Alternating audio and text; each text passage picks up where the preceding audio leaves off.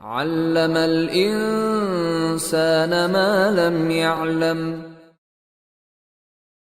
الحمد لله والصلاة والسلام على رسول الله وعلى آله وصحبه ومن اهتدى بهداه أما بعد. كلم موسى بكلامه الذي هو صفة ذاته لا خلق من خلقه وتجلى للجبل فصار دكا من جلاله وأن القرآن كلام الله ليس بمخلوق فيبيد ولا صفة لمخلوق فينفد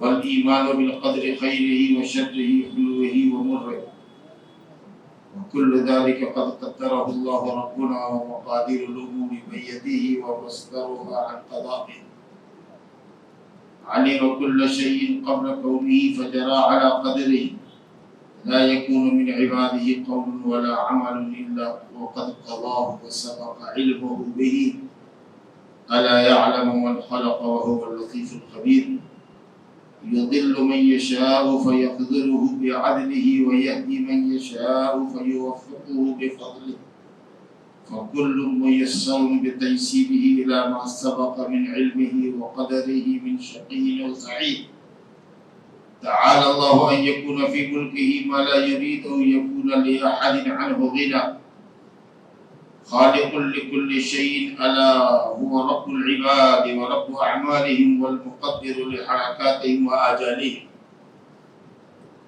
بڑی فصیح و بلیغ عبارت ابھی آپ کے سامنے ابن ابی زید القیروانی الفقیر المالکی کی پڑھی گئی. آج کے درس کا عنوان ہے اللہ سبحانہ و تعالیٰ کی صفت کلام. اللہ سبحانہ و تعالیٰ کی صفت ذاتی ازلی اور ابدی صفتوں میں سے ایک صفت ہے کلام، جو صفت ذاتی بھی ہے اور صفت فعلی بھی ہے. اللہ ازل سے ہے، ابد تک رہے گا، اس کی کوئی ابتدا نہیں، کوئی انتہا نہیں. لہذا جس طریقہ سے اس کی ذات ازل سے ہے اسی طریقہ سے اس کی صفات بھی ازلی اور ابدی. ٹھیک ہے، تو وہ متکلم من الازل، ازل سے ہی گفتگو کرنے والا ہے. وَيَتَكَلَّمْ إِلَى مَا لَا نِهَایَةَ لَهُ، اور گفتگو کرتا رہے گا اس وقت تک جس کی کوئی انتہا نہیں ہے، یعنی ازل سے لے کر کے ابد تک، جس کے کلام کی کوئی ابتدا نہیں اور جس کے کلام کی کوئی انتہا نہیں. جیسے اس کی ذات ازل سے لے کر ابد تک ہے، وہی اول ہے وہی آخر ہے، لیس قبلہ شیء ولیس بعدہ شیء. تو اسی طریقہ سے کلام کرنا یہ اللہ سبحانہ تعالیٰ کی صفت ازلی ہے، ازل سے گفتگو کر رہا ہے اور ابد تک گفتگو کرے گا. تو اس حیثیت سے کہ یہ صفت ازلی ہے، اللہ کی ذات کے ساتھ لگی ہوئی ہے، اس لیے کلام کرنا یہ صفت ذاتیہ ہے. نقطے کی باتیں، عقیدے کی باتیں سے غور سے سمجھ. اور یہ صفت فعلیہ بھی ہے، جب جب اللہ تعالیٰ کلام کرنے کا ارادہ کرتا ہے، جو کلام چاہتا ہے کرتا ہے. تو اس طریقہ سے وہ تجدد ہے اس کے اندر، جب بات کرنا چاہتا ہے تو بات کرتا ہے. تو اس طریقہ سے وقوع کے اعتبار سے وہ نئے نئے سرے سے کلام ہوتا رہتا ہے. اسی کو کہتے ہیں قدیم النوع حادث الاحاد. اپنی نوعیت کے اعتبار سے وہ قدیم ہے، لیکن جب جب کلام فرماتا ہے اس کے اعتبار سے وہ نیا ہے. جیسے حضرت موسیٰ علیہ السلام سے اللہ نے کلام کیا جبل طور پر نبوت دینے کے وقت، اور پھر اس کے بعد جب حضرت موسیٰ توریت لینے کے لیے گئے. اور اسی طریقہ سے اللہ نے حضرت محمد صلی اللہ علیہ وسلم سے کلام کیا لیلۃ المعراج میں. اور اسی طریقہ سے اللہ رب العالمین کلام کرے گا مومنین سے جنت میں. تو جب گفتگو کرے گا اس کے اعتبار سے وہ حدیث ہے، سمجھا؟ تو اس کو کہتے ہیں فعل. جیسے اللہ تعالیٰ کا فعل ہمیشہ ہوتا رہتا ہے، جب جس چیز کا چاہتا ہے فیصلہ کرتا ہے، آرڈر کرتا ہے، وہ چیز ہوتی ہے. تو اس اعتبار سے کلام بھی جب چاہتا ہے فرماتا ہے. تو اس لیے یہ کلام اللہ تعالیٰ کی صفت ازلی بھی ہے، صفت ذاتی بھی ہے اور صفت فعلی بھی ہے، اس کے ذات کے ساتھ لگی ہوئی ہے تو وہ ازلی ہوئی، ذاتی ہوئی، اور جب چاہتا ہے بولتا ہے اس اعتبار سے وہ فعلی بھی ہوئی۔ تو کلم موسیٰ بکلامہ الذی هو صفت ذاتی، یہ دیکھیں یہ کلام اللہ تعالیٰ کی صفت ذاتی، لیکن میں نے کہا نا کہ وہ صفت فعلی بھی ہے، جب کلام کرتا ہے یتکلم، کلام کرتا ہے، یہ اس کا فعل ہے، تو جب چاہتا ہے کلام کرتا ہے، اس اعتبار سے یہ ازلی بھی ہے، قدیم النوع ہے، حادث الاحاد، سمجھا، ذاتی بھی ہے، جیسا کہ انہوں نے کہا وہ صفت ذاتی، کلام اللہ تعالیٰ کی صفت ذاتی ہے اور وہ صفت فعلی بھی ہے، جب چاہتا ہے کلام کرتا ہے۔ لا خلق من خلقہ، یہ کلام اللہ تعالیٰ کا مخلوق نہیں ہے، کیونکہ مخلوق کو تو زوال ہے، کلام اللہ کی صفت ہے، جس طریقے سے اللہ ازل سے لے کر ابد تک ہے اسی طریقے سے اس کی تمام صفات بھی ازلی اور ابدی، اس لیے یہ مخلوق نہیں، جیسا کہ گمراہ فرقوں کا عقیدہ ہے کہ اللہ جب کلام کرتا ہے تو اپنے کلام کو پیدا کرتا ہے، سمجھا؟ اللہ جب کلام کرتا ہے تو اس کے کلام میں حرف ہوتا ہے، صوت ہوتا ہے جس کو سنتے ہیں۔ آخر حضرت موسیٰ علیہ السلام نے سنا کیسے؟ اگر آواز نہیں ہوتی، حرف نہیں ہوتا تو کیسے سنتے؟ اللہ تعالیٰ جب وحی فرماتا ہے تو کلام کرتا ہے، جبریل امین علیہ السلام سنتے ہیں اللہ کا کلام جو حرف اور صوت پر مبنی ہوتا ہے، اس کو لے کر کے اس فرشتے جہاں آنا ہوتا ہے وہاں آتے ہیں، تو اللہ کا کلام میں حرف بھی ہے اور صوت بھی ہے، ایسا نہیں ہے کہ وہ ذاتی نفسی صفت ہے کہ اس کو تعبیر نہیں کیا جا سکتا الفاظ کے ذریعے، نہیں، اللہ تعالیٰ اپنے کلام کو اپنے لفظ کے ذریعے تعبیر کرتا ہے، ظاہر کرتا ہے۔ تو کسی نے کہا کہ یہ ایک معنوی شے ہے جو اللہ کے ذات کے ساتھ لگی ہوئی ہے، نہیں، یہ معنوی شے نہیں، یہ ظاہری شے ہے، جب اللہ کلام کرتا ہے تو اس میں لفظ بھی ہوتا ہے، حرف بھی ہوتا ہے، صوت بھی ہوتا ہے، آواز بھی، سمجھے گا؟ اللہ تعالیٰ کے کلام میں حرف بھی ہے اور صوت بھی ہے، آواز سنائی پڑتی ہے اور حرف ہے، جس سے جس زبان میں گفتگو کرے، زبانیں تو اللہ کی پیدا کرتا ہے۔ تو کہا کہ اللہ نے موسیٰ علیہ السلام سے کلام کیا، وَكَلَّمَ اللَّهُ موسیٰ تکلیما، اللہ نے کلام کیا موسیٰ سے تکلیما مفعول مطلق ہے، یعنی یقینی کلام کیا، شک کو دور کرنے کے لیے تکلیما لا ہے مصدر، تاکہ اللہ تعالیٰ کا کلام کرنا یقینی ہو جائے۔ جو لوگ کلام کی نفی کرتے ہیں وہ الٹ دیتے ہیں، وَكَلَّمَ اللَّهَ موسیٰ تکلیما، اللہ سے موسیٰ نے بات کی، اللہ نے نہیں بات کی، موسیٰ نے بات کی۔ تو قرآن نے ایک دوسرے کا کہا وَكَلَّمَهُ رَبُّهُ، یہاں باطل ہو گئی ان کی تعبیر، وَكَلَّمَهُ رَبُّهُ، اللہ نے، ان کے رب نے ان سے بات کی۔ آپ سمجھ گئے؟ تو رب تعالیٰ فاعل ہے، کلام کرنے والا اللہ، وَكَلَّمَ اللَّهَ، وَكَلَّمَ اللَّهُ، وَكَلَّمَ اللَّهُ، ہاں نہیں، وَكَلَّمَ اللَّهُ موسیٰ مفعول، کلام کرنے والا فاعل اللہ، اللہ نے گفتگو کی، وَكَلَّمَ اللَّهُ موسیٰ تکلیما۔ اگر کوئی کہے نہیں وَكَلَّمَ اللَّهَ، یہ گا غلط، اللہ نے کلام کیا، جیسا کہ دوسرے مقام پر اللہ نے فرمایا وَكَلَّمَهُ رَبُّهُ، ان سے کلام کیا ان کے رب نے، اس کو صاف ہے۔ وَتَجَلَّى لِلْجَبَلِ، اور جب حضرت یہ کب کلام کیا؟ ایک تو آ رہے تھے مصر سے تو نبوت ملی تو طور پر گفتگو کی، دوسرے یہاں جب طور پر کے کتاب لینے کے لیے وَلَمَّا جَاءَ مُوسَىٰ لِمِيقَاتِنَا وَكَلَّمَهُ رَبُّهُ، سورہ اعراف کے اندر وَلَمَّا جَاءَ مُوسَىٰ لِمِيقَاتِنَا وَكَلَّمَهُ رَبُّهُ، جب موسیٰ ہمارے وقت مقررہ پر آئے طور پر تاکہ ہم ان کو کتاب دیں، توریت دیں، تو رب تعالیٰ نے ان سے گفتگو کی، وَكَلَّمَهُ رَبُّهُ، یہاں کوئی تعویل نہیں چلے گی، سمجھا؟ کیونکہ رب آگے فاعل ہوگا، ہو جو اس میں لگی ہوئی ہے وہ مفعول کی ضمیر ہے، ان سے بات کیا، فاعل آگے ہے رب ہو، ہاں وہاں تو چالاکی چل رہی، وَكَلَّمَ اللَّهُ کو کلم اللہ کر دیا، اب موسیٰ کو فاعل کر دیا، لیکن وہ چالاکی یہاں نہیں چلے گی، اس سے کہ کلمہ ربہ میں ہر حال میں ہو جو ہے کلمہ میں وہ ضمیر مفعول ہے، ان سے بات کیا کس نے؟ ربہ، ان کے رب نے۔ تو کلام کرنے والا متکلم کون ہوا؟ اللہ۔ تو جب اللہ تعالیٰ نے موسیٰ علیہ السلام سے کلام کیا تو موسیٰ علیہ السلام کے دل میں شوق پیدا ہوا کہ اس متکلم کو جو ہم سے کلام کر رہا ہے اللہ رب العالمین، اس کو ذرا دیکھیں اپنی نگاہ سے. تو اس خواہش کا انہوں نے اظہار کیا، رب ارنی انظر الیک، اللہ مجھے دکھا اپنے آپ کو، میں دیکھنا چاہتا ہوں.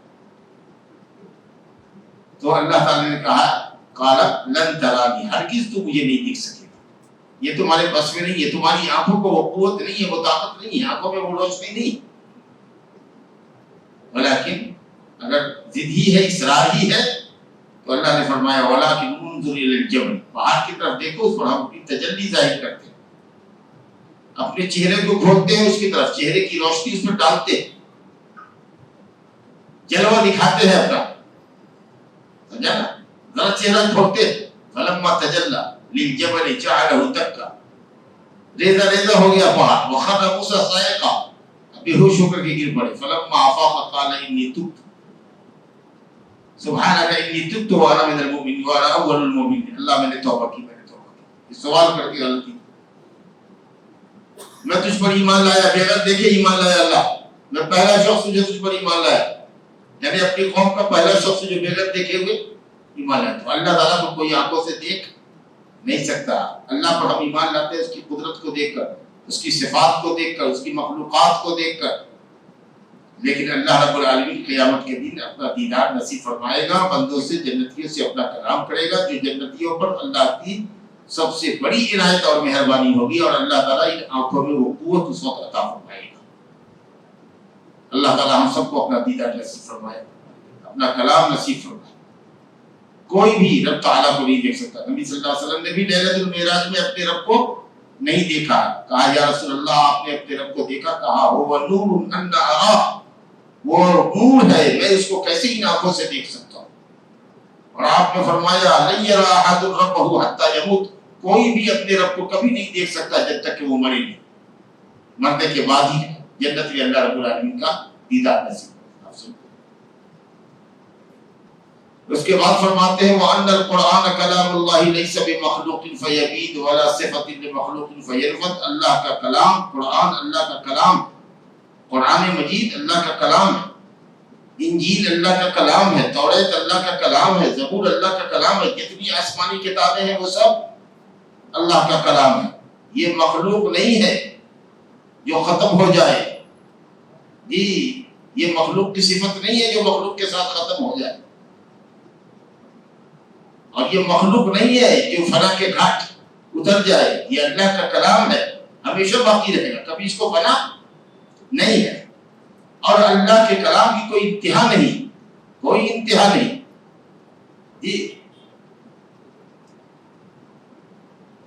اللہ تعالیٰ نے فرمایا قُلْ لَوْ كَانَ الْبَحْرُ مِدَادًا لِكَلِمَاتِ رَبِّي، قُلْ لَوْ كَانَ الْبَحْرُ مِدَادًا لِكَلِمَاتِ رَبِّي، میرے رب کے کلمات کو گننے کے لیے اگر سمندر کو روشنائی بنا دیا جائے، مَا نَفِدَتْ كَلِمَاتُ اللَّهِ، تو اللہ کی کلمات ختم نہ ہو. اور سورہ لقمان میں اللہ نے کہا کہ سمندر کو روشنائی بنا دو، اور ساتوں سمندر، ساتوں اوشینز کو، جو دنیا کے 7 مہاساگر ہیں، اوشینز ان کو سمندر بنا دو. ایک سمندر نہیں، کئی سمندر، 7 سمندر، سب آب ہو. اور جتنے دنیا میں درخت ہے سب کو قلم بنا لو، تو سارے قلم ٹوٹ جائے، ختم ہو جائے، اور سمندر کی ساری سمندروں کی روشنائی ختم ہو جائے، لیکن اللہ کی کلمات نہ لکھے جا سکے، کیونکہ وہ ازل سے لے کر ابد تک ہے. اور کلام فرما رہا ہے. ہم انسانوں کے کلام محدود ہے، محصور ہے، ہماری زندگی محصور ہے. اگر کوئی آدمی زندگی میں کاؤنٹنگ کر لے، کوئی مشین لگائے اپنے ساتھ جو اس کی ہر وقت کی گفتگو کو کاؤنٹ کرے، تو مرنے کے وقت اگر اس کو ایک کلک دبائیے گا تو معلوم ہو کہ اس نے کتنا لاکھ کتنا کروڑ مرتبہ گفتگو کیا ہے، وہ کاؤنٹ ہو جائے گا. جیسے مشین ہے نا، ووٹنگ مشین سب ڈالتے ہیں، ایک دفعہ کلک کیا آگے آ کے ہم اس میں کتنی ووٹنگ پڑی ہے. تو ایسی ایسی مشینیں ہیں جو ہماری زندگی بھر کی باتوں کو کاؤنٹ کر لے کہ ہم نے کتنی مرتبہ گفتگو کی ہے اور کتنے حروف ادا کیے ہیں، بلکہ ہر حرف، الف کتنی مرتبہ استعمال کیا ہے، با اور لام اور تا کتنی مرتبہ استعمال کیا ہے، سب کو کاؤنٹ ہو جائے گا. کر لیا جائے گا، لیکن اللہ کے کلام کو کاؤنٹ دنیا کی کوئی مشین نہیں کر سکتی. ساتوں سمندر کی روشنائی بھی اس کو لکھ نہیں سکتی. روشنائی خشک ہو جائے گی، ختم ہو جائے گی، لیکن اللہ کے کلمات ختم نہیں ہوں گے. سبحان اللہ. چلیے سر، یہ تو کلام کے تعلق سے گفتگو آگے. اس کے بعد دوسری گفتگو کر رہے ہیں والایمان بالقدر خیرہ وشرہ حلوہ ومرہ. اسی طریقہ سے ہمارے عقیدے کا لازمی جز ہے جس پر ہمارا دل مطمئن ہے اور زبان سے ہم اقرار کرتے ہیں کہ تقدیر پر ہم ایمان رکھتے ہیں. تقدیر یہ ایک بھید ہے اور اس کا تعلق علم غیب سے. یہ اللہ کے بھیدوں میں سے ایک بھید، اس پر ہم ایمان لاتے ہیں. تقدیر کے بھلے پر ایمان لاتے ہیں، برے پر ایمان لاتے ہیں. زندگی میں جو اچھائی پیش آتی ہے، جو برائی اور خرابی اور نقصان پیش آتا ہے، اس پر جو چیز میٹھی ہوتی ہے، جو چیز کڑوی ہوتی ہے، جو رغبت کی ہوتی ہے، جو ناپسندیدہ ہوتی ہے، جو کچھ بھی ہوتا ہے اس سب کے اوپر ایمان لاتے ہیں اور کہتے ہیں کہ وہ سب اللہ رب العالمین نے مقدر کیا ہے. جس کی بھی مقدر میں ہو وہ سب کچھ ہے. تمام حرکات و سکنات سب اللہ رب العالمین نے مقدر کیا ہوا ہے. تو ایمان بالقدر یہ ایمان کا ایک اہم جز ہے. جیسا کہ آپ جانتے ہیں حضرت جبریل امین کی حدیث کے نام سے جو حضرت عمر رضی اللہ عنہ سے حدیث مروی ہے، مسلم شریف کے اندر کتاب الایمان کی پہلی روایت ہے. حضرت عمر بن خطاب رضی اللہ عنہ کی طرف سے جو حدیث جبریل کے نام سے مشہور ہے، اس میں پوچھا گیا من ایمان، ایمان کیا ہے؟ تو نبی صلی اللہ علیہ وسلم فرمایا ان تؤمن باللہ وملائکتہ وکتبہ ورسلہ والیوم الآخر وان تؤمن بالقدر خیرہ وشرہ. تقدیر پر ایمان، اور جب تک کوئی تقدیر پر ایمان نہ لائے اس کا کوئی عمل قبول نہیں. حضرت عبداللہ بن عمر نے یہ حدیث سنائی تھی ان دو آدمیوں کو جنہوں نے حج کے موقع پر یا عمرے کے موقع پر آپ سے سوال کیا. عبداللہ بن حمید اور عبد الرحمن بن ہمیری، اور ایک ابن حمید تھے. کہا کہ بصرہ میں معبد الجہنی نام کا عراق میں شخص پیدا ہوا ہے جو تقدیر کا انکار کرتا ہے. کہتا تقدیر کچھ نہیں، پہلے سے کچھ لکھا ہوا نہیں. جب ہم کوئی کام کرتے ہیں تو سمجھ میں آتا ہے کہ ہاں یہ معاملہ ہوا، پہلے سے کوئی چیز لکھی ہوئی نہیں. معاملہ یکایک پیدا ہوتا ہے، جب کوئی کام ہوتا ہے تو ہوتا ہے، اس سے پہلے کچھ لکھا ہوا نہیں. اللہ ایسی بات ہے. تم اگر ان سے ملنا تو ان کو کہنا کہ میں ان سے بڑی ہوں اور وہ مجھ سے بڑی ہیں. ایسے لوگوں سے ہمارا کوئی تعلق نہیں. بیزاری کا اظہار کیا اور کہا کہ والذی یحلف بہ عبداللہ بن عمر جس اللہ کی قسم کھاتے ہیں، جس ذات کی قسم کھاتے ہیں، مراد اللہ، یعنی قسم اللہ سبحانہ و تعالیٰ کی. اگر ان میں سے جو لوگ تقدیر کا انکار کرتے ہیں ان میں سے اگر کسی کو احد پہاڑ کے برابر بھی سونا اللہ عطا کر دے، اب وہ پورا پہاڑ اللہ کے راستے میں خرچ کر دے، پھر بھی ان کا وہ صدقہ قبول نہیں ہوگا جب تک کہ وہ تقدیر کے بڑے برے پر ایمان نہ لائے. تو تقدیر میں جو خیر اور شر لکھا ہوا ہے اس پر ایمان لاؤ. بھلی چیز آ جائے، خوشی کی بات آ جائے سامنے تو اللہ کی تعریف کرو. اگر نقصان ہو جائے، گھاٹا ہو جائے تو صبر کرو. اللہ رب العالمین صبر کا پھل بھی چھتر کو دے گا. لیکن فیصلے پر اللہ تعالیٰ کے راضی رہو. حرف شکایت زبان سے ادا نہ کرو، اللہ کی شان میں گستاخی مت کرو، چیخ پکار واہ ویلا مت کرو، صبر کرو. مصیبت پر صبر واجب ہے، ٹھیک ہے. اور جب خوشیاں ملے تو اتراؤ مت، اللہ تعالیٰ کی شکر گزاری کرو. جن لوگوں سے اللہ نے نیکیاں لے لی، مال چھین لیا، یہ وہ لوگ تھے جنہوں نے اللہ تعالیٰ کی نعمت کو پا کر شکر گزاری نہیں کی، اور وہ لوگ تھے جنہوں نے تکبر کا، اطراحت کا مظاہرہ کیا. ورنہ اگر آدمی اللہ تعالیٰ کی نعمتوں کا شکر گزار رہے اور کبر و غرور سے باز رہے تو اللہ کو کیا پڑی ہے کہ آپ کو محروم کر دے، مجبور کر دے، مفلس اور کنگال کر دے. آپ سمجھے نا؟ ما یفعل اللہ بعذابکم ان شکرتم وآمنتم. اللہ کو کیا پڑی ہے کہ وہ تم کو محتاج کر دے، تم کو عذاب دے اگر تم شکر گزار رہے اس کے. تو اللہ پر ایمان رکھتے رہے، اس کے شکر گزار رہے، کیا پڑی ہے اس کو کہ وہ تم کو تنگی میں اور عذاب میں مبتلا کرے. اللہ تو شاکر علیم ہے. بہرحال تو تقدیر کے بھلے برے پر ایمان لانا ہے. اگر کوئی فائدہ ملے تو اللہ کی شکر گزاری ادا کرو، خوشی کی خبر ملے تو. اور اگر کوئی شر سامنے آئے تو سمجھو کہ اللہ نے مقدر کیا تھا. قدر اللہ وما شاء فعل، قدر اللہ وما شاء فعل. کل ذالک قد قدرہ اللہ ربنا، سب کو اللہ رب العالمین نے ہمارے مقدر کیا، سب چیز ہمارے مقدر ہے۔ نبی صلی اللہ علیہ وسلم نے فرمایا احرص علی ما ينفعک ولا تعجز، نفع کی چیزوں کو حاصل کرنے کے لیے حریص بنو، خوب محنت خرچ کرو۔ جو آدمی کسی چیز کو پانے کا حریص ہوتا ہے وہ اس کو پانے کے لیے انتھک کوشش کرتا ہے۔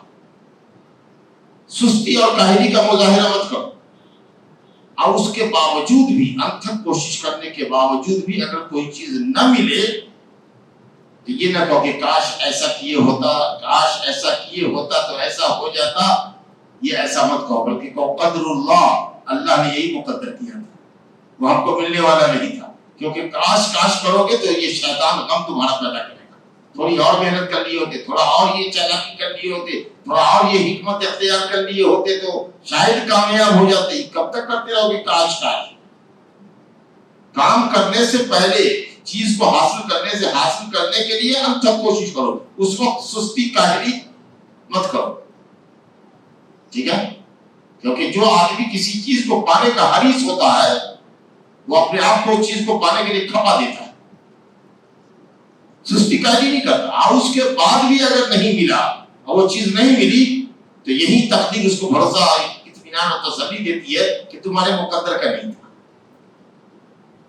لیکن بیٹھے رہے نہیں ملا، کہا ہمارے مقدر کا نہیں تھا، کہیں گا بالکل آپ کے مقدر کا نہیں تھا، جس طریقے سے بیٹھنا آپ کے مقدر میں تھا، بیٹھنا بھی آپ کے مقدر میں تھا، اور وہ چیز بیٹھنے کے نتیجے میں نہ ملنا بھی آپ کے مقدر میں تھا۔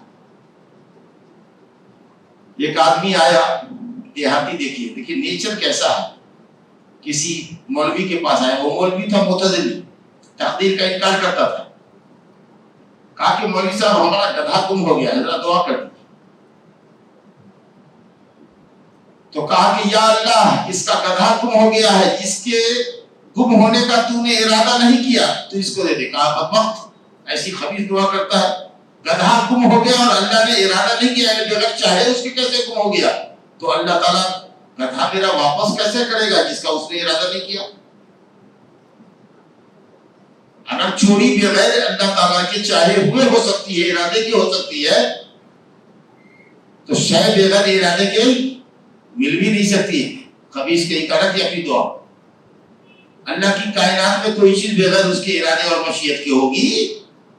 ایک پتا بھی بغیر اس کی مشیت کے نہیں ہلتا ہے۔ میری گدھی چوری ہوگی بغیر اس کے ارادے کے، تو جب وہ ارادہ ہی نہیں کرے گا تو پھر ملے گا کیسے، واپس کیسے کرے گا ہم کو؟ چل اپنی دعا رکھ۔ دیکھیے یہ دیہاتی کہتا ہے، کیسے کسی کی چیز چوری ہو جائے گی اور اللہ نے مقدر نہیں کیا ہوگا؟ بغیر تقدیر کے ہو گیا ایسا؟ یہ نیچر کی آواز تھی جو اس دیہاتی نے عمر بن عبید معتزلی کو کہا، جتنا بڑا اپنے کو علامہ طحاق سمجھتا تھا۔ کل ذالک قد قدرہ اللہ ربنا، ہر چیز کو اللہ نے ہمارے مقدر کیا ہے۔ مقادیر الامور بیدی، تمام امور کی تقدیر اللہ کے ہاتھ میں ہے، اور اللہ تعالیٰ کے قضاء و قدر کے نتیجے پر ہی چیزیں ظاہر ہوتی ہے، اچھی ہو یا بری ہو، میٹھی ہو یا کڑوی ہو۔ اللہ نے تم کو بھی پیدا کیا، تمہارے اعمال کو بھی پیدا کیا، واللہ خلقکم وما تعملون، تم کو بھی پیدا کیا، تمہارے عمل کو بھی پیدا کیا۔ اچھا عمل بھی کرتے ہو تو وہ اللہ تعالیٰ نے ہی پیدا کیا، برا عمل کرتے ہو تو برائی بھی اللہ ہی نے پیدا کی ہے حکمت سے، تاکہ تمہاری آزمائش ہو، لیبلوکم ایکم احسن عملا۔ ہاتھ پاؤں کی طاقت اسی نے دی۔ اس کے مقابلے میں ایک دوسرا فرقہ ہے، گمراہ فرقہ ہے جبریہ، جو انسان کو مجبور مانتا ہے۔ وہ کہتا ہے کہ گناہ کرتے ہیں تو ہم گناہ ہم نہیں کرتے، اللہ کرتا ہے۔ ہمارا کیا ہے؟ ارے ایسا کیسے کرتے؟ کہتے ہیں کہ ہم جو حرکت کرتے ہیں وہ حرکت ہماری ایسی ہے جیسے پتا جو درخت سے گر جائے اس کو ہوا اڑائے پھر رہی ہے، تو پتے کی کوئی حرکت نہیں، ہوا اڑا رہی ہے۔ ارے نماز پڑھتے ہو بھائی، اٹھتے بیٹھتے یہ تم حرکت کرتے ہیں، ہم نہیں حرکت کرتے ہیں۔ یہ ہمارا حرکت کرنا اور کسی لقوا والے شخص کا پیرالائزڈ کا ہاتھ کا ہمیشہ ہلتے رہنا اور ہاتھ کو ہمارا ہلانا، کہتے دونوں ایک ہی۔ ارے بیوقوف ہو کیا؟ جو تم کر رہے ہو، ہلا رہے ہو، یہ تمہارے اختیار کی چیز، ٹھیک ہے؟ اور یہ جو خود ہل رہا ہے یہ تمہارا اضطراری ہے، نہیں سمجھا؟ تو یہ جبریہ کہتے ہیں کہ ہم ہلانے میں بھی ایسے ہی مجبور ہیں جیسے ہاتھ یہ ہلنے میں جب پیرالائز ہو جائے تو جس طریقے سے یہ مجبور ہو کر کے ہل رہا ہے اسی طریقے سے آپ ہلانے میں بھی. تو کوئی نیکی ہم نہیں کرتے اور کوئی شر ہم نہیں کرتے, سب کی نسبت اللہ کی طرف جائے گی اور اسی لیے ہم پر کوئی گناہ نہیں لگے گا. بس اللہ پر دل میں ایمان ہے, کلمہ اگر زبان سے پڑھ لیتے تو یہ بہت بڑی بات ہے, عمل نہ کرتے سارا گناہ اور پاپ بھی زندگی میں کرتے پھر بھی جنت میں بن جائے. واہ, سمجھ گئے؟ دونوں ہی فرقے گمراہ. اہل سنت والجماعت کہتے ہیں کہ نہیں, اللہ نے انسان کو ارادے اور اختیار والی مخلوق پیدا کیا, عقل عطا فرمائی ہے, فَأَلْهَمَهَا فُجُورَهَا وَتَقْوَاهَا, اور دونوں کا انجام بتا دیا ہے, اچھے عمل کا بھی اور برے عمل کا بھی, اور اس کے اعتبار سے اسباب بھی مقرر کر دیا ہے. تو اگر آپ نماز پڑھتے ہیں تو شکر ہے اللہ کا کہ یہ آپ نے اس عمل کو کیا, اللہ نے اس کو آپ کے لیے مقدر کیا تھا اور آسان بھی فرمایا. اگر کوئی چوری کرتا ہے تو سمجھے اس نے کیا, لیکن اللہ کی تقدیر میں لکھا, اللہ نے تقدیر میں لکھا تھا کہ چوری کرے گا, اور اس نے چوری کرنے پر آپ کے ہاتھ پاؤں میں قوت بھی دی, لیکن کیا آپ نے. لیکن کوئی بھی کام اس کی کائنات میں اس کے چاہے بغیر اور اس کی تقدیر میں لکھے بغیر نہیں ہو سکتا. تو انسان اس طریقے سے اگر غور کیجئے تو انسان مخیر بھی ہے اور مسیر بھی. مخیر یعنی با اختیار بھی ہے اور مسیر مانے مجبور بھی ہے. آپ سمجھے نا؟ تو انسان کو اللہ نے ارادہ اور اختیار والی مخلوق پیدا کیا, اللہ نے عقل دی, سوچ سمجھ کی صلاحیت دی, اسے کہتے ہیں وہ مخیر ہے, اور اس کا اختیار اور اس کا ارادہ اور اس کی چاہت اللہ کی چاہت کے تابع ہے. اللہ نہ چاہے اور وہ چاہے ہو جائے, ایسا نہیں ہو سکتا. وما تشاؤون الا ان یشاء اللہ, جب تک اللہ نہ چاہے کوئی چیز ہو نہیں سکتی. اس اعتبار سے وہ مجبور بھی ہے, تو مخیر بھی ہے ایک طرح سے مسیر بھی ہے. یہ بھی نہیں کہہ سکتے کہ وہ ول پاور رکھتا ہے, اور یہ بھی نہیں کہیں گے کہ وہ بالکل مجبور محض ہے, درخت سے جھڑے ہوئے پتے کی مانند ہے جو اڑتا ہے اور اس کا کوئی اپنا ارادہ اور اختیار نہیں ہوتا. تقدیر کیا ہے؟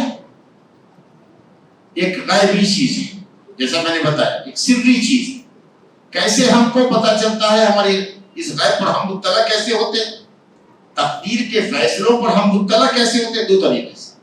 جب وہ چیز وجود میں آ جاتی ہے تب ہم مطلع ہوتے ہیں. آج جب ہم نے عصر کی نماز پڑھ لی اور آپ درس میں بیٹھ گئے, آپ کا ارادہ تھا کہ نہیں تھا وہ نہیں مجھے پتا, لیکن جب آپ آئے, نماز پڑھی, عصر کی, دیکھا درس ہو رہا ہے, آپ بیٹھ گئے, تو سمجھ میں آپ کو آیا کہ آج کی تاریخ میں, آج کے اس وقت میں اللہ نے میرے مقدر میں لکھا تھا کہ میرا فلاں بندہ فلاں مسجد میں نماز پڑھے گا اور وہاں کے درس میں شریک بھی ہوگا. یہ یہاں آنے سے پہلے آپ نہیں جانتے تھے. ارادہ بھی تھا کہ اگر یہاں آ کر کے نماز پڑھیں گے مسجد تقویٰ میں تو ہو سکتا ہے کہ آپ کو کوئی مجبوری ہو جاتی ہے, آپ کہیں اور نکل جاتے. لیکن جب آپ یہاں آ گئے, نماز یہاں ادا کی, درس میں شریک ہوئے, تو اب وہ جو تقدیر اللہ نے آسمان اور زمین کی تخلیق سے 50,000 سال پہلے آپ کے لیے آج کی تاریخ کے لیے لکھا تھا, آج کے اس وقت کے لیے اس کا علم آپ کو اب ہوا. اور اسی طریقے سے جب اللہ اور اس کا رسول خبر دے کسی غیبی امر کی جو بعد میں ہونے والا ہے, یاجوج آئے گا, ماجوج نکلے گا, دجال آئے گا, حضرت مہدی علیہ السلام ہوں گے, جانور نکلے گا, ایسا ہوگا اور ویسا ہوگا, یہ چونکہ صادق المصدوق صلی اللہ علیہ وسلم کے ذریعے ہمیں معلوم ہے, تو ہم سمجھ رہے ہیں کہ اللہ تعالیٰ نے دجال کے نکلنے کو بھی مقدر کیا ہے اور اس کے قضاء و قدر کا فیصلہ ہے, اور وہ ہوگا. ایگزیکٹلی ہمیں ٹائم معلوم نہیں ہے, لیکن یہ معلوم ہے کہ اللہ کے اس تقدیر میں, اس لوح محفوظ کے اندر یہ فیصلے بھی ہیں جن کی خبر نبی صلی اللہ علیہ وسلم نے ہمیں دی. آپ سمجھ گئے؟ اب ایک آخری بات جو ہمیشہ لوگ بتاتے رہتے ہیں, وہ بتاتے ہیں کہ تقدیر کے مراتب کیا ہیں. 4 مراتب ہیں جن کو آدمی سمجھتا ہے تو تقدیر کا سمجھنا آسان ہوتا ہے. کہ تقدیر کیا ہے؟ ارے تقدیر وہی ہے جس کو کرنے کے بعد ہم جانتے ہیں اللہ رب العالمین چونکہ ازل سے اور اس کا علم ازلی ہے اور ابدی ہے, ازل سے لے کر ابد تک کا علم ہے, جس کی کوئی ابتدا نہیں, جس کی کوئی انتہا نہیں.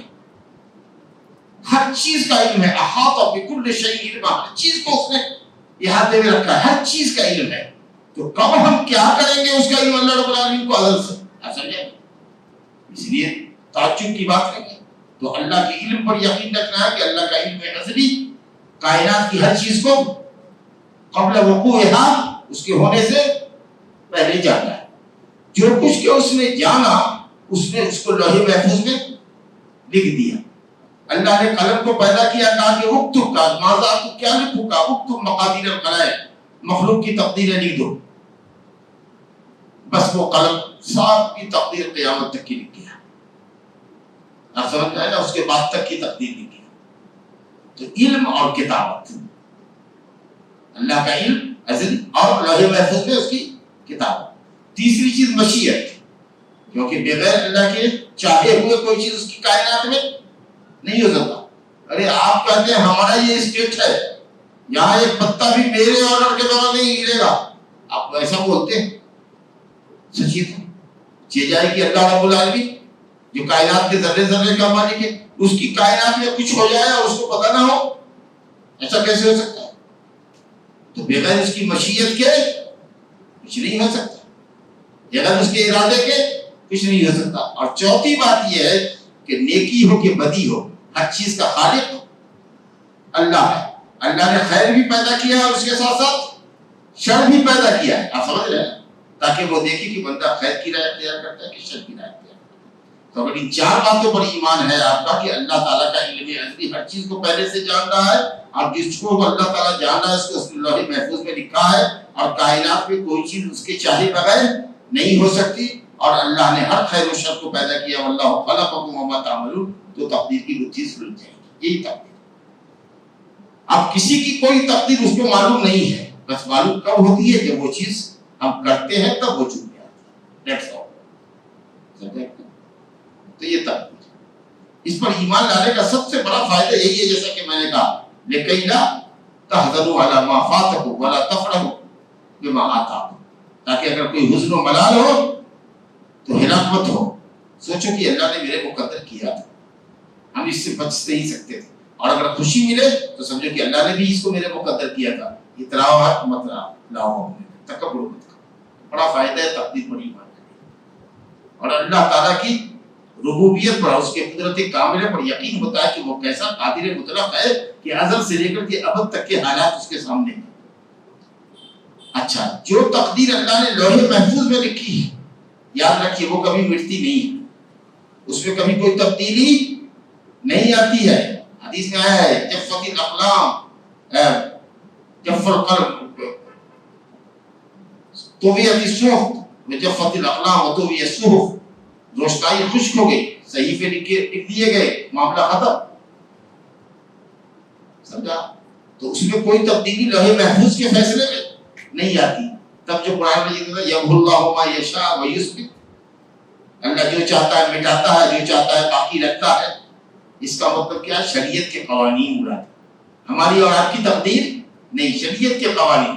اللہ شریعت کے قانون کو حالات کے مطابق بدلتا رہتا ہے, لیکن اب میں اب نہیں بدلے گا, کیونکہ محمد صلی اللہ علیہ وسلم کے انتقال کے بعد شریعت مکمل ہو چکی ہے. اب آپ کچھ اضافہ نہیں کر سکتے, کچھ اس پہ گھٹا نہیں سکتے. یہ مطلب ہے. یا ہو سکتا ہے کہ کچھ چیزیں جو فرشتوں کے علم میں دے رکھی ہیں وہ بدلتی ہوگی, لوح محفوظ کی چیز نہیں بدلتی. اور یہی معنی ہے لا يرد قضاء الا الدعاء, کیا ہے وہ کہ قضا تقدیر کو بدلتی ہے. لا يرد القدر الا الدعاء, لا يرد القدر الا الدعاء, تقدیر کو دعا بدلتی ہے. کا مطلب یہ ہے کہ لوح محفوظ کی لکھی ہوئی تقدیر نہیں بدلے گی دعا سے. کچھ چیزوں کو اللہ نے کنڈیشنل بنایا ہے, اس کے لیے سبب بنایا ہے کہ بندہ جب دعا کرے گا, گریہ زاری کرے گا تو اس کو یہ چیز دی جائے گی. تو اللہ تعالیٰ خالق الاسباب والمسببات ہے, تو آپ سبب اختیار کیجئے گا تو حاصل ہوگی. تو یہ مفہوم ہے کہ کچھ چیزوں کو اللہ تعالیٰ نے سبب کے ساتھ مقید کیا ہے, سمجھا کہ نہیں؟ جیسے کہ عمر میں اضافہ ہونے کے لیے ولا یزید العمر ولا یزید فی العمر الا صلۃ الرحم, اور کما قال صلہ رحمی کرو گے تو عمر میں اضافہ ہوگا, رشتہ داروں کے ساتھ اچھا سلوک کرو گے تو عمر میں اضافہ ہوگا. یہ سبب ہوا عمر میں اضافے کا, سمجھ رہے ہیں؟ جس طریقے سے محنت کرنا سبب ہوا آپ کے امتحان میں کامیاب ہونے کا, تو اسی طریقے سے دعا اللہ نے سبب بنائی ہے کچھ چیزوں کے, کچھ آرزوؤں کے پورا ہونے کا. تو یہ نہیں کہنا چاہیے کہ تقدیر بدلتی ہے دعاؤں کے اثر سے, تو تقدیر دو ہے، ایک تقدیر مبرم ہے، ایک غیر مبرم. وہ تقدیر مبرم جو انچینجیبل ہے، وہ تقدیر وہ ہے جو اللہ رب العالمین نے لوح محفوظ میں لکھی ہے. اور وہ تقدیر کی باتیں جو اللہ نے فرشتوں کے حوالے کی ہوئی ہیں، جو سال میں اللہ تعالیٰ فیصلہ ان کے حوالے کرتا ہے، یا تقدیر کی وہ چیزیں جن کو اللہ تعالیٰ نے کنڈیشنلی لکھا ہے، سبب کے ساتھ جوڑا ہے، تو جب آپ اس سبب کو پورا کریں گے تو وہ چیز آپ کے سامنے حاصل ہوگی. چلیے چنانچہ کہتے ہیں عَلِمَ كُلَّ شَيْءٍ قَبْلَ كَوْنِهِ فَجَرَى عَلَى قَدْرِهِ. اللہ تعالیٰ ہر چیز کو اس کے ہونے سے پہلے جان رہا تھا، لہذا اس کے اسی تقدیر کے حساب سے شے جاری ہو رہی ہے. کسی بندے کا کوئی قول، کوئی عمل اس وقت تک ثابت نہیں ہو سکتا، ثابت نہیں ہو سکتا، مگر وہی جو اللہ تعالیٰ نے اس کے حق میں قضا کیا ہو، فیصلہ کیا ہو، اور علم ثابت کی بنیاد پر اللہ نے لکھا ہو. جو بول رہے ہیں یہ بولنا اللہ تعالیٰ نے ہمارے مقدر کیا اور فیصلہ کیا تھا، جس کے نتیجے میں یہ ہو رہا ہے.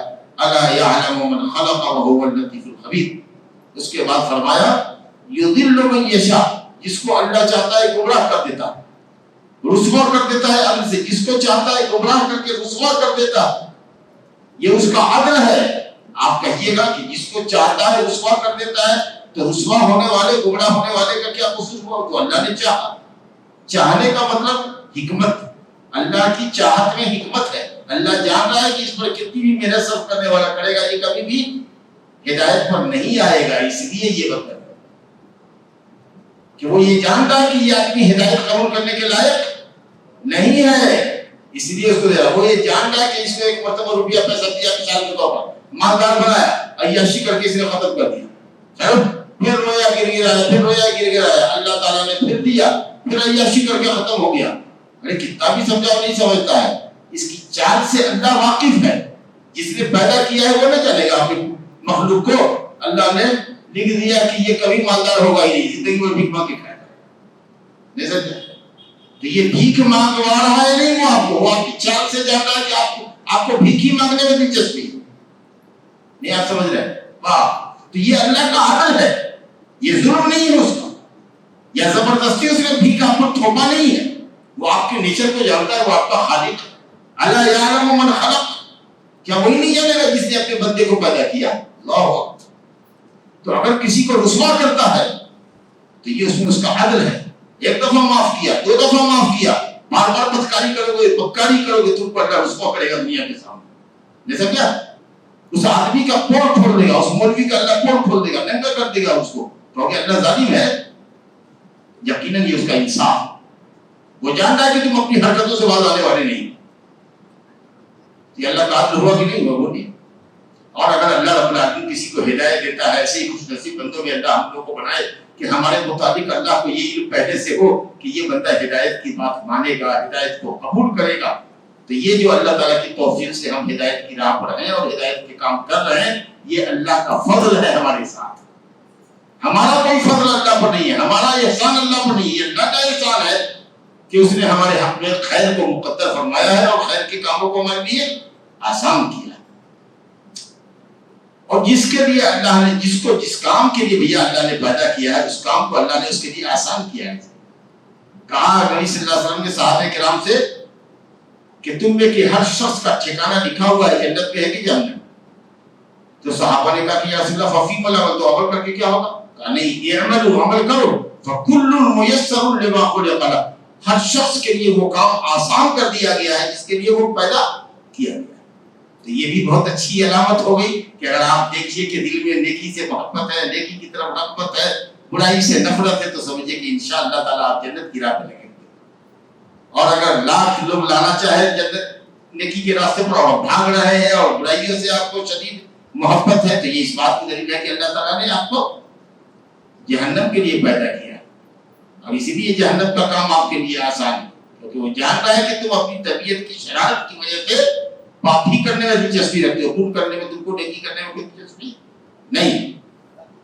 تو کون بدبخت ہے، کون نیک بخت ہے، یہ سب اللہ رب العالمین اپنے علم ازلی کی بنیاد پر جانتا ہے. تعالی اللہ ان یکون فی ملکہ ما لا یرید. وہ جو معتزلہ کہتے ہیں، جو تقدیر کا انکار کرتے ہیں، نفاة القدریہ، قدر تقدیر کے کا انکار کرنے والی، جس کو قدریہ کہتے ہیں معتزلہ. اللہ تعالیٰ جو کہتے ہیں کہ ملک میں اللہ تعالیٰ کی کچھ بھی نہیں ہوتا، وہی ہوتا جو ہم کرتے ہیں. تو کہا کہ اللہ تعالیٰ اس بات سے بہت بلند ہے اور پاک ہے کہ اس کے ملک میں وہ چیز ہو جو جس کا وہ ارادہ نہ کرے. کہتا ہے نا وہ کیسا بغیر اللہ کے ارادے کی چیز ہوتی ہے. ہم جو کرتے ہیں بندہ خود اپنے افعال کا خالق ہے. یا کسی شخص کو اللہ تعالیٰ سے بے نیازی ہو، اللہ کی ہم کو حاجت اور ضرورت نہیں ہے، ہم اپنا کام خود کر لیں گے، بالکل غلط. ہر چیز کا وہی خالق ہے، خیر ہو کہ شر، وہی رب العباد ہے، بندے کا رب بھی ہے اور بندوں کے اچھے اور برے اعمال کا بھی وہی خالق ہے. بندے جو حرکت کرتے ہیں اختیاری، جو ہلا رہے ہیں اپنے ہاتھ کو، اور وہ اضطراری جو لقوہ ہونے کی وجہ سے ہاتھ ہل رہا ہے، دونوں اللہ ہی رب العالمین کے تقدیر کے نتیجے میں ہے. مگر اس ہاتھ میں اللہ نے طاقت دے کر کے ہلوایا تم سے، اور اس کے اندر طاقت سلب کر کے اس کو ہلا رہا ہے. یہ گھڑی کے پینڈولم کی طرح ہی نہیں، سمجھا؟ ایسا نہ سمجھو کہ یہ ہاتھ جس کو ہلا رہے ہو اور مار رہے ہو، کہو کہ یہ ہاتھ بھی ہمارے ارادے سے نہیں ہلا، یہ تو اللہ نے اس کو ہلا کے کسی کو پٹوا دیا، میرا کوئی اس کو سود نہیں ہوا. ایسی بےہودگی کی باتیں نہ کرو جیسا کہ یہ جہمیہ کہتے ہیں، جبریہ کہتے ہیں، جو انسان کو مجبور معلومات ہے. تو اللہ تعالیٰ نے انسان کی حرکتوں کو بھی مقدر کیا ہے اور اس کی موت کو بھی مقدر کیا ہے. هذا وبالله التوفيق، وصلى الله على نبينا محمد وآله وصحبه أجمعين.